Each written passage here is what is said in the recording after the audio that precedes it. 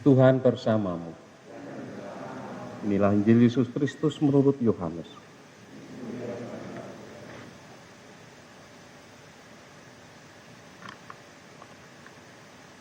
Dalam rumah ibadat di Kapernaum, Yesus berkata kepada orang banyak, "Semua yang diberikan Bapa kepadaku akan datang kepadaku, dan barang siapa datang kepadaku tidak akan kubuang, sebab aku telah turun dari surga, bukan untuk melakukan kehendakku, tetapi untuk melakukan kehendak Dia yang telah mengutus aku. Dan inilah kehendak Dia yang telah mengutus aku, yaitu supaya dari semua yang telah diberikannya kepadaku, jangan ada yang hilang, tetapi supaya kubangkitkan pada akhir zaman. Sebab inilah kehendak Bapa-Ku, yaitu supaya setiap orang yang melihat Anak dan yang percaya kepadanya beroleh hidup yang kekal, dan supaya aku membangkitkannya pada akhir zaman." Demikianlah Injil Tuhan.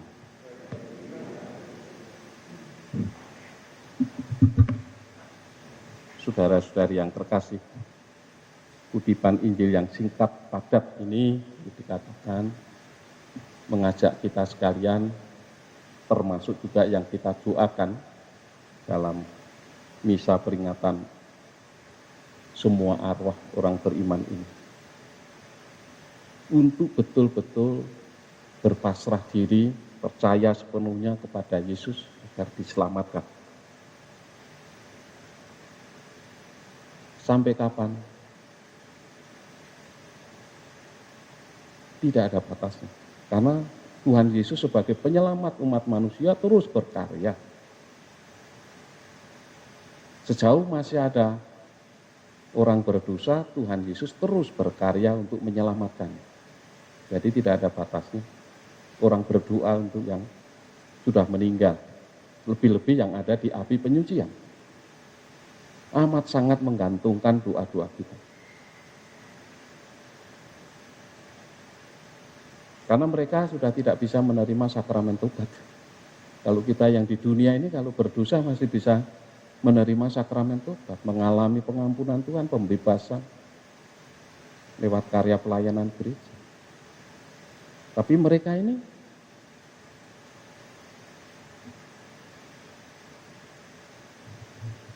tidak seperti kita yang masih hidup di dunia ini. Nah, Yesus sebagai penyelamat umat manusia, Dia itu punya tanggung jawab. Tanggung jawabnya seperti apa? Ya seperti kita, terutama para orang tua yang mempunyai anak. Punya tanggung jawab terhadap anak-anaknya. Sampai kapan? Nah, kalau kita manusia umumnya dalam budaya manapun, biasanya orang tua itu akan merasa puas, lega, seperti terbebas dari rasa tanggung jawab kalau sudah menghantar anak-anaknya menuju ke depan altar lalu mendapat sakramen perkawinan. Nuhoni darmaning tiang asepuh, nah itu kalau bahasa Jawa. Jadi menepati apa yang menjadi dharma, menjadi tugas tanggung jawab orang tua, bukan hanya menjadi guru utama dan pertama bagi anak-anaknya sejak usia dini, tetapi juga bertanggung jawab sampai nanti menghantar ke jenjang pernikahan. Nah setelah itu lepas sepertinya, lepas tanggung jawab. Artinya anak sudah mandiri, sudah hidup mandiri, diandaikan begitu, tidak nebeng orang tua atau mertua.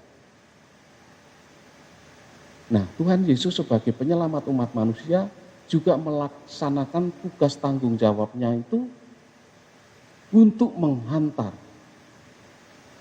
orang-orang yang percaya ini untuk sampai kepada kehidupan kekal. Nah kalau semua sudah masuk dalam kerajaan surga, tugas Yesus selesai.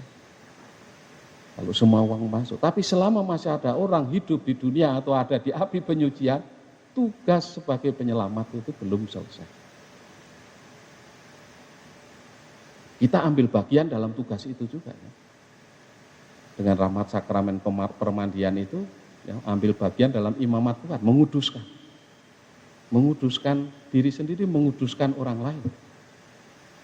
Caranya berdoa untuk mereka yang telah dipanggil Tuhan, mendoakan mereka. Sampai kapan? Dalam buku Patuban Kencono atau apa itu, buku Adurute atau apa dulu, saya membaca itu, setiap doa malam selalu akan ada di itu ya, doa untuk jiwa-jiwa di api penyucian. Setiap kita doa malam, kita selalu mendoakan.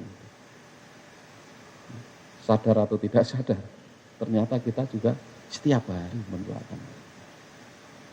Saya kalau ibadat breviary, ibadat pagi dan sore kan ada doa umat itu.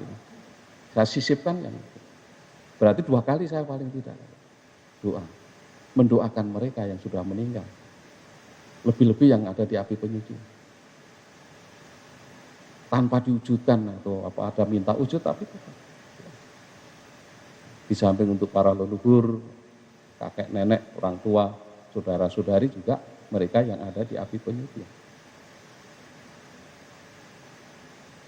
Karena ini berangkat dari keyakinan seperti yang ditandaskan dalam Injil Yohanes. Yang percaya pada Kristus itu karena dibawa oleh Allah Bapa kepada Kristus. Diantar, diserahkan. Maka siapapun yang diserahkan Bapa kepada Yesus putranya pasti diselamatkan oleh Yesus.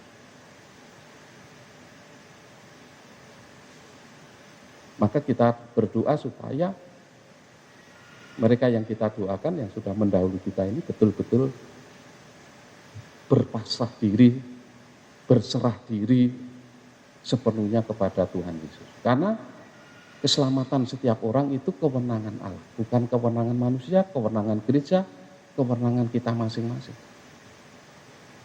Tugas gereja, tugas kita hanya menghantar. Selanjutnya Allah sendiri yang akan membawa masuk ke dalam kerajaan.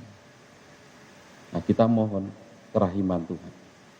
Di samping doa kita menghantar mereka, juga mohon kerahiman Tuhan supaya Tuhan berkenan untuk membawa masuk siapapun yang kita doakan dalam kerajaan Bapa di surga.